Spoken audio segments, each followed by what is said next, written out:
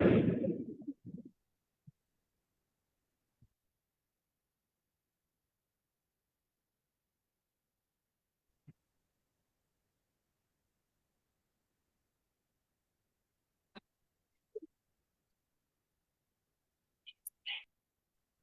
afternoon, everyone.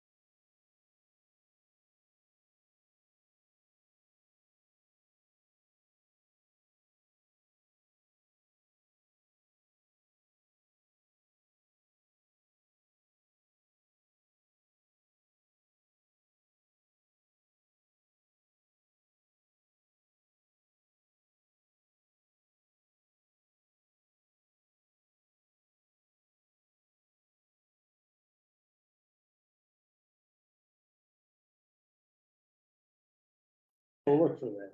John Acorn. All right. Good, Ben. Okay, good morning. We'll call the governance committee meeting to order. Next item on the agenda is to accept the minutes from the September 16th, 2024 meeting. Is there a motion? Second, Second. all in favor? Aye. Okay, the minutes are accepted. At this point, we'll open the governance committee meeting to public comment. If there's anyone that wishes to address us, you have 5 minutes. We just ask that you give us your name and address. Is there anyone who wants to, at this time, address the governance committee meeting? Seeing none, we'll close that section of the meeting. Next item on the agenda is a review, discussion, recommendation of a resolution approving an extension of the sales and use tax exemption letter of 333 Grande Avenue LLC from October 18th, 2024 through and including October 18th, 2026. The total of which will not exceed $955,000.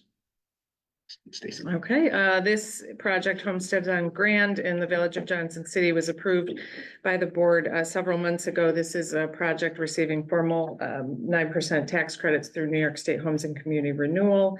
In preparation to close and begin this project, one of the things that has occurred is the deadline on 333 Grand tax exempt status, which is set to expire this month in about 2 days. So they are simply requesting an extension from the time for 2 years. So this is typically we do 1 year. This is a request for 2 years extension on their sales tax exemption. Larry Regan is on the Zoom. I see Larry as well as Gabe Regan representing the project. If the board has any questions. Any questions? Brand's point, it's really Grand Have, isn't it? It is No, Grand. E. That's a correct, yeah. No. There isn't. But it's planned, Grant. The LLC has an E at the end, but the street is without the E. Okay. The streets were Right. happy. What did he say? We're gonna have to go to Dan Cracker on that. Yeah. Okay. All right, Grande. all right. Fancy. Okay. Yeah, they can do that when they're marketing it. Right. Yes. Okay, any questions? No, Is there a motion? I'll move it. Is there a second? All in favor? Aye. Aye. A review, Thank you. discussion, recommendation of a resolution authorizing a leaseback transaction to facilitate the acquisition, renovation, and equipping of property located at 435 Main Street and 435 Main Street rear in the village of Johnson City to be used as an apartment building with a resident lounge and gymnasium, as well as commercial or office space with additional parking spaces, and appointing the Lane Group of New York LLC, a New York limited liability company, the company agent of the agency for the purpose of acquiring, renovating, and equipping the project, and to provide for a sales and use tax exemption benefit in an amount not to exceed $560,000, to provide for a mortgage recording tax exemption benefit in an amount not to exceed $160,500, provide a real property tax exemption in an amount not to exceed $3,131,208, including authorizing a payment in lieu of tax agreement and authorizing the execution and delivery of certain documents with respect thereto.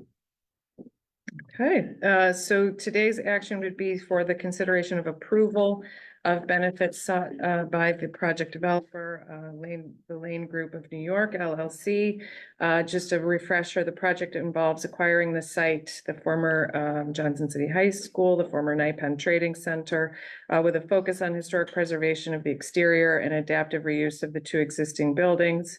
The high school building will be renovated and reconstructed to house 58 market rate apartments, comprising of 1 and 2 bedroom units. The building will also feature resident lounge. Gymnasium building will be repurposed for commercial space. It is my understanding that that tenant is voting on their lease with the development group today. Additionally, the project will include improvements to the surrounding site, including 40 additional parking spaces to supplement the existing 105 for residents, and also involves the acquisition and installation of necessary furniture, fixtures, and equipment to support residential and commercial use. Again, project dynamics, this is roughly a $20.2 million investment by the Lane Group. First year total payroll is approximately 270,000, as housing tends to provide less job creation, but other ancillary benefits. They expect 80 construction jobs totaling $6.6 million during the term of the renovation. They are seeking a standard 20-year pilot. I do have Mayor Marty Meany, the Village of Johnson City, and Mark Lane and Conan Saratani representing the Lane Group here, just to provide an update on some things that have transpired that I think the board should be aware of since the public hearing, which was held on Monday, October 8th. The board has received transcript for the hearing. We were notified yesterday by the media that there has been notices placed on the building that the building is temporarily uninhabitable. So to enlighten the board, I'll ask Mayor Meany or Mark if you'd like to just give us an update on that. Mayor, would you like to go first, or would you like me to?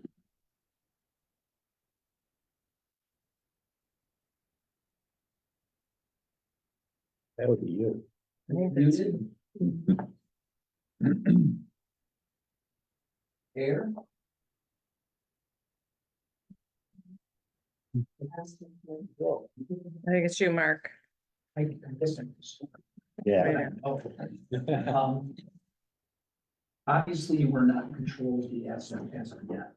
We intend to close to be 30 to 60 days, depending on the outcome of this, as well as some other things, but we've been talking to the finance people for over a year. We're on revision 9 of the pro forma. We're getting updates on interest rates daily. As you know, we dropped recently, so we're taking advantage of that. As far as what happened, I attended the meeting in Johnson City. There were only 2 people there, one being the mayor and myself, along with WB&G, which I did a little release there. Thanking everybody involved, and I thank you again. The mayor approached me, and I learned earlier that day from the current owner of the building, Gene McKillian, that somebody had broken into the building over the weekend. So this was Wednesday, and yes, and she had, right? And it compromised the electrical panel. And I guess for salvage scrap is the only thing I can think of why they did it. They took a sledgehammer to it and apparently tried to confiscate the copper wire, I assume for scrap. So that took the power down to 50% of the building. So when that happens, you can imagine heat, and with the colder days coming, the sprinkler systems and the safety things in place are compromised. So yes, there are tenants in the building. In my understanding, I don't have a current role. I had one from about a year ago. I can tell you those leases are on a 30-day leases.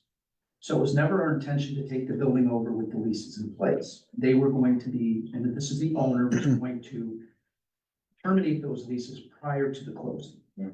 If there were some leases that were attractive to us that carry forward, and I'm sure there are a few, but this commercial tenant came along and took up most of the space. So there is about 2,000 to 3,000 square feet in the gymnasium that remains. that's an expansion space for the current tenant that's voting on that today. We should have it executed, at least in our hand. Tomorrow. I understand tomorrow, but I understand that meeting took place at 8 or 9, and you should, I asked the representative to call you to solidify that that's Sure. a formality. So a young lady came into the meeting shortly after she missed it, and we accommodated, we said, what can we help you with? And apparently she owns a studio there, I guess a photography studio. I mentioned this to Jean, she was unaware there was a photography studio. Well, whatever. I said, look, if we can accommodate you, we'll give you our contact information. We'd be happy to put you in the gym if we can accommodate you. So we're willing to do that with certain tenants, but we have no control over them as we speak. But unfortunately, that break-in led to the fire department and the Johnson City Police to go over to the building. And I guess while they were there, the code enforcement officer noticed a few violations. So obviously, he said to me, look, we're gonna have to do something about this to protect the safety of the tenants, the owner, the asset, and even violators should they get in there, nothing should happen, like cutting the power and electrocuting themselves. So we agreed to go over the next day as good, I guess, good citizens, but also protecting our interest in the building, to say, look, where can we help? It's not really our responsibility, but it is because we're gonna close here within 30 to 60 days. So we offered assistance to secure the building wherever we could. And then he did not want, this is not condemnation, just so we differentiate, just uninhabitable. He sent an electrician over there to assess, even Yeah. the Schuler House, they couldn't make it. This is how fast we were reacting to see if we can't get the power back on so the tenants could continue to do what we need to do and solve any code violations until we take possession of the building or until the termination leases are in place. So we're working diligently. I think Conan was over there this morning. I was. To see what we need to do to accommodate those tenants. Yeah. So Make because sure they can get in, get their belongings out and and get out. everything else. So we just have to make sure that's done in a safe manner and we just protect everybody involved. But when you have no fire alarm or sprinkler system is deactivated and things like that, I guess they've deemed it, it's not William H. Lane, it's not Gene McKilligan, it's just they've deemed it to be uninhabitable temporarily. So we're working. Right, so no commercial activity can occur in the building now, but we're getting access for everybody to get all their stuff out. And to say, I guess when these projects get announced, it tends to be an increase in theft in things. They know that there's gonna be a lapse, probably, it's gonna be empty for a while. And we see what's going on around the community, and, it's unfortunate, but there's break-ins, and there's been repeated attempts at break-ins, cutting locks and everything else, and Gene and Charlie live in Oneonta, and unfortunately Mike passed away, who was there every day.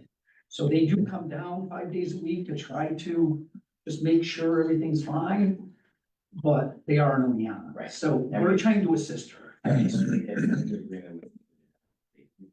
Day, to have overnight security on site.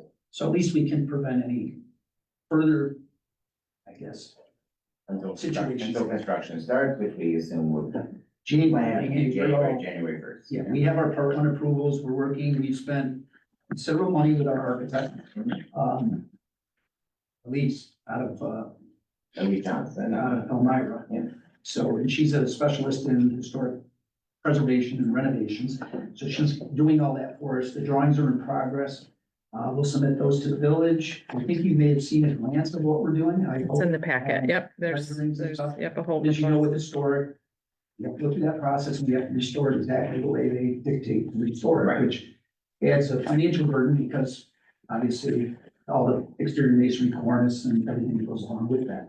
So we've been on this for 2 years, and unfortunately, there are ups and downs with Mike's passing and this and that, so there is a purchase agreement in place, and I think Lillian is coordinating a closing because from the date that the option expires, and we've extended that 3 times, just because it's going on. But I can tell you, financing is lined up, ready to vote. We just have to make a decision on the 2 historic tax credit investors tomorrow. We have a call. Plaskett and Holstein is representing us. They held our hand all the way through the financing. And full owned resident. We did another deal, 20 million plus up in Syracuse, which is, I'm proud to say, 100% occupied. And successful, and we use the same team to line up all these tax credits and everything else, so. That's, I don't know if that touched on all the points. If you have any questions, I'd be happy to answer your comment. Or Mayor. He texted, he's having some trouble unmuting. I told him, Well, he was not, yeah, it's not, maybe he doesn't want to. So Mark, I have a question. On the tenants that are in there, when you start construction, are they staying in there? No, it will be out, and we have to do that anyway for safety, Right. but we're gonna attack this building because we have a tenant that needs to be up and running by August. That's more the gym portion, the back half. So these buildings, if you went over there, are separated. You have the gymnasium, which is about 20,000 feet, and you have the main building with about 80.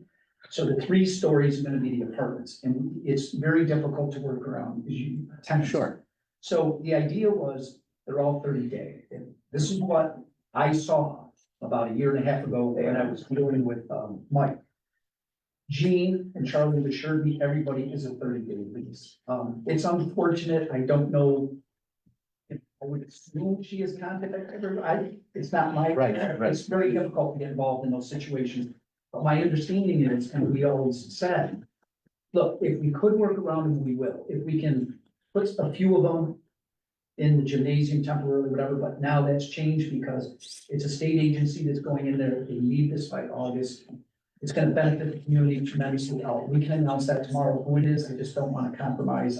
Nor do I think I have the right Sure. under an NDA, but. So my point would be, yeah, so these tenants unfortunately have this issue, but they would be leaving anyway. Correct. So this just in a way, just It accelerated a little bit. A little bit, but- Not, not much I'm saying really. a week or two, and that's up to the current Sure. owner to send the termination of the lease notices. Their attorney, Hoffman or is working with our attorney Lillian, because we got kind of publicly dragged into this a little bit, to make sure that is done properly. Because I said, I don't want, we want to be good neighbors, number one, and you don't want to be the big bad villain that just cost everybody on the street. So he working with the village said, look, and I was concerned about this, and I brought this up to Conan and everybody else, and the mayor can even attest to this.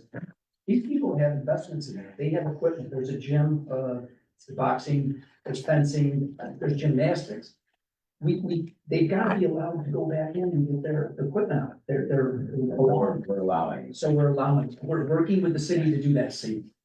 Is that our responsibility? No, but No, I understand. I think what you guys are doing is really admirable. I mean, it's not your responsibility, but you're trying to secure your asset. You're trying to help them. right. And, so, The idea is that roof drains were clogged and the roof that was leaking on the gymnasium floor, which has to be removed. He sent people over, cleaned the drains, secured the roof. We've been, Gym floor has to be preserved. everything in the, everything. Oh, yeah. Oh, yeah, the windows, I know it's been an issue whether we replace the windows or keeping them, but Gonna be there forever. we furnish the windows rather than new. Well, you got that track across the middle. Yes. Yeah, which. we have to look over the option. Yeah. They gotta do the same thing. Thank goodness they're this far along. oh, Otherwise, it's another whiteout disaster. We don't have to keep the food.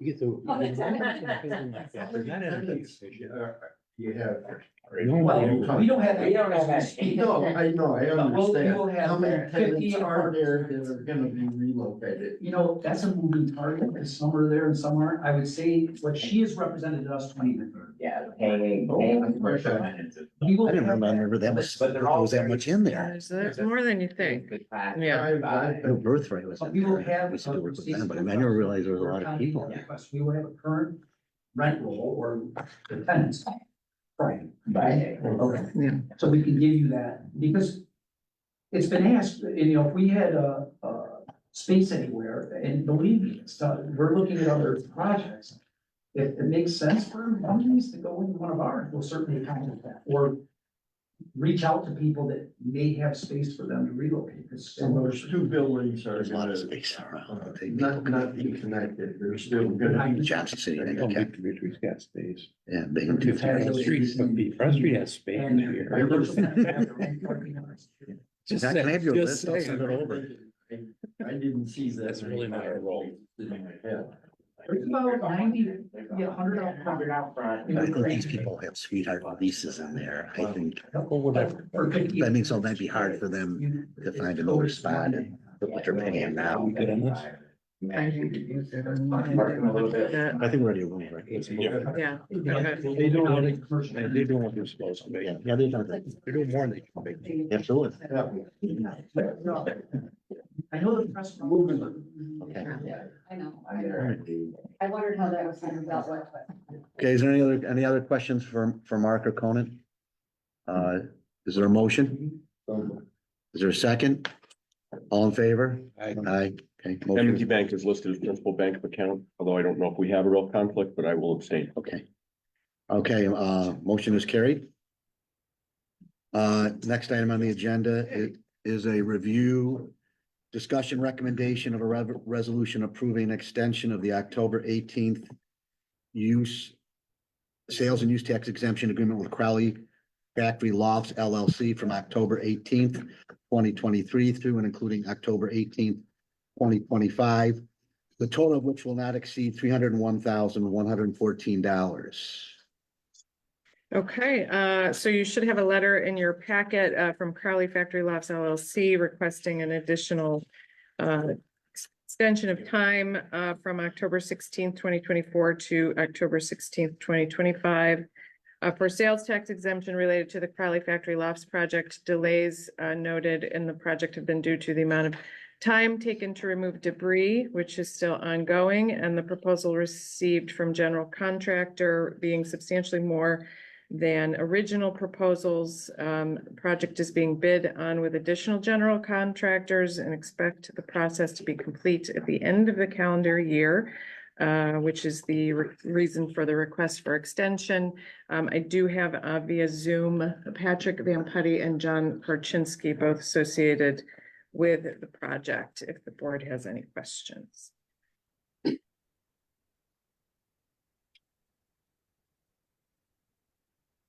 I mean, Me either. if, yeah, it only applies if they move forward, obviously, so. Sure.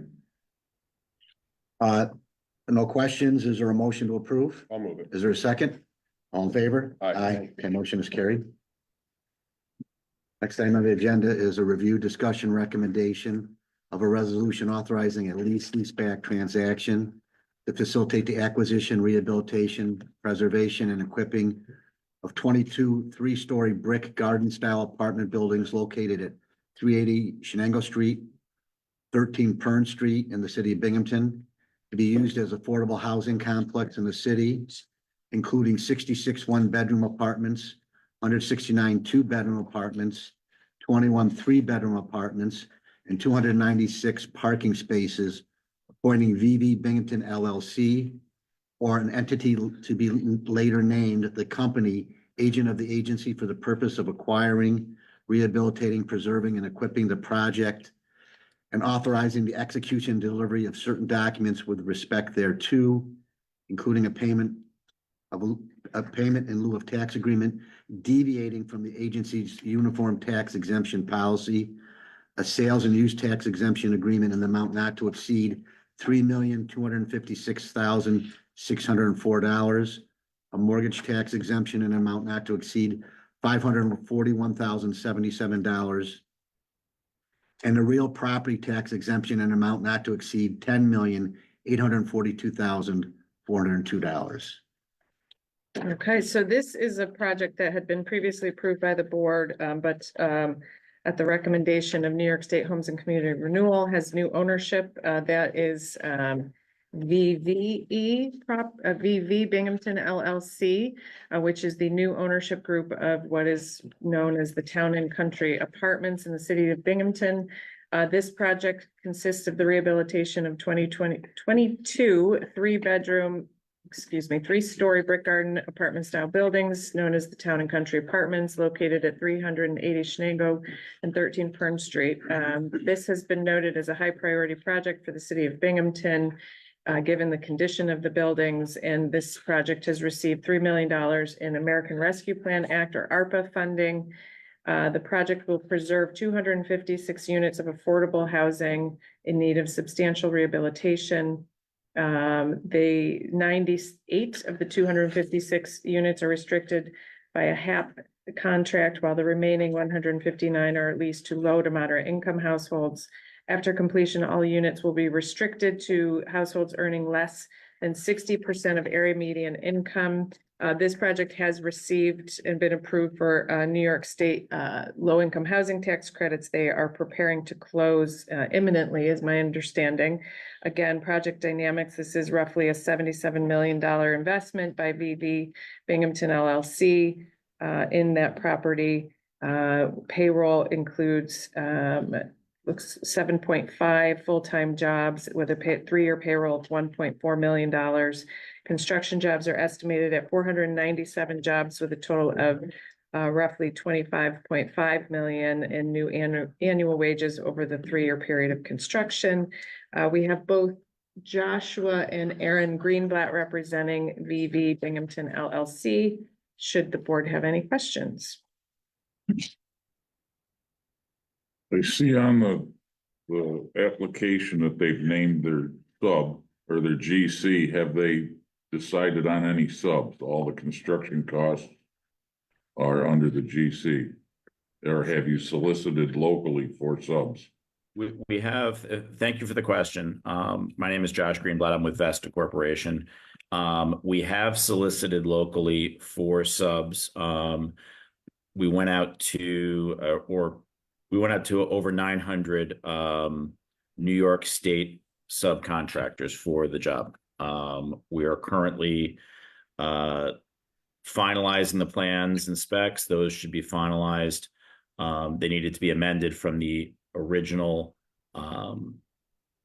document, excuse me, and we'll be going back out to subs with these revised final plans and with a return date of we'll be going out to them at the end of this week and then expecting them to return their final bids by the end of next week.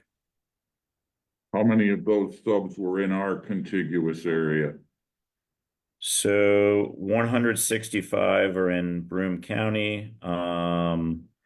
And then about, I guess, contiguous to Broome, I'd say another 20 or so subs. But we did draw from pretty much all over the state, with over 18% coming from, or nearly 18%, excuse me, coming from Broome County. Okay, thank you. Any additional questions at this point? Is there a motion? Is there a second? Second. All in favor? Aye. Okay, motion is carried. That's all we have on the agenda. No new business at this point. Is there a motion to adjourn? Is there a second? Second. All in favor? Aye, we're adjourned. Very good. Thank you.